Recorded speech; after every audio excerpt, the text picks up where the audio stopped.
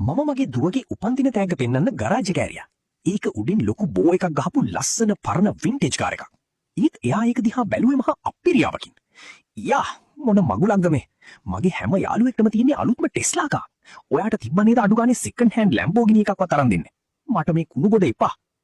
මම දැන් බැඳගෙන බලා සිටියා. ඔයාට මේක එපා නම් ඔයාට වෙන කිසිම දෙයක් හම්බ වෙන්නේ නැහැ. මට කමක් නැහැ. මම ඔය මගුලේ යන්නේ නැතුව ස්කූල් බස් එකේ යන්න. අඩු ගානේ බස් එකේ මගේ ක්‍රෂ් එක හරි ඉන්නවා. මේ වගේ දඩබර හැදියාවක් නැති දුවෙක් හැදුව එක ගැන මට මං ගැනම ලොකු කලකිරීමක් ඇති වුණා. ඒ කාර් එක හදන්න මම මගේ තනි අතින් අවුරුද්දක් තිස්සේ හැම සතියන්තයකම වගේම රෑ තිස්සේ නිදි මරාගෙන වැඩ කළා. ඊත් එයාට තැන්ක් යූ කියලා කියන්න තරම්වත් හිතක් තිබ්බේ නැහැ. මම දැනගත්තා එයාට ජීවිතේ දේවල් අගය කරන්න ඉගෙන ගන්න ලැබෙන විදිහේ දරුණු පාඩමක් උගන්වන්න ඕනේ කියලා. මම යතුරු ටික අරන් කාර් එකට නැගලා එලවන් ගියා. මම ගියේ මෙකැනික් ෂොප් එකකට ඒකේ කෑලි ටික විකුණන්න. මම එතනට යනකොට මගේ දුවගේ වයසේම කෙල්ලෙක් පාරායිනේ ඉඳන් ටිෂු තියාගෙන හොඳටම අඬනවා.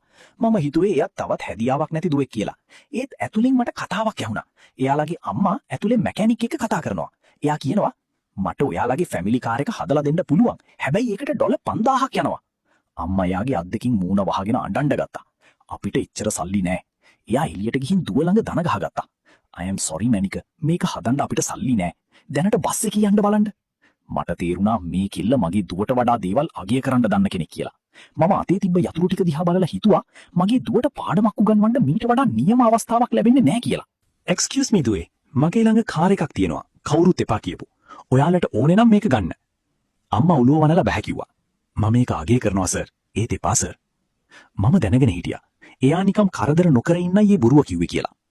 එයා දුවගේ අතින් අල්ලගෙන පාර පැත්තට යන්න හැදුවා. ඒතේ කෙල්ල පස්ස හැරිලා පළවෙනි පාරට කාර් එක දැක්කා. එයා එහිම්මම ගල් ගැහුණා. එයා අම්මගේ අත හැරලා කාර් එක පැත්තට ගියා. "අම්මේ මේක 69 මස්ටැංග් එකක්." එයාගේ කටහඬත් විවුලලා ගියා. 69 කියන්නේ මගේ හීන කාර් එක. මම මේ දෙන්න දිහා බලලා කිව්වා. "ඔයාලා එපා කියනවා නම් මම මේක විකුණනවා. හැබැයි ඕනේ නම් කාර් එක ඔයාලගේ." අම්මා S2 පිහදාගෙන ඔළුව වැනුවා.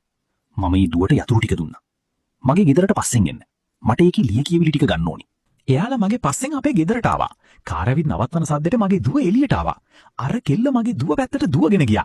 ඔයාගේ තාත්තා නම් පට්ටම වැඩෙක්. සුපිරි ඩයල් එකක්. එයා මට කිව්වා මේ කාර් එක එයා තනියම හැදුවා කියලා. මේක මගේ හීන කාර් එක.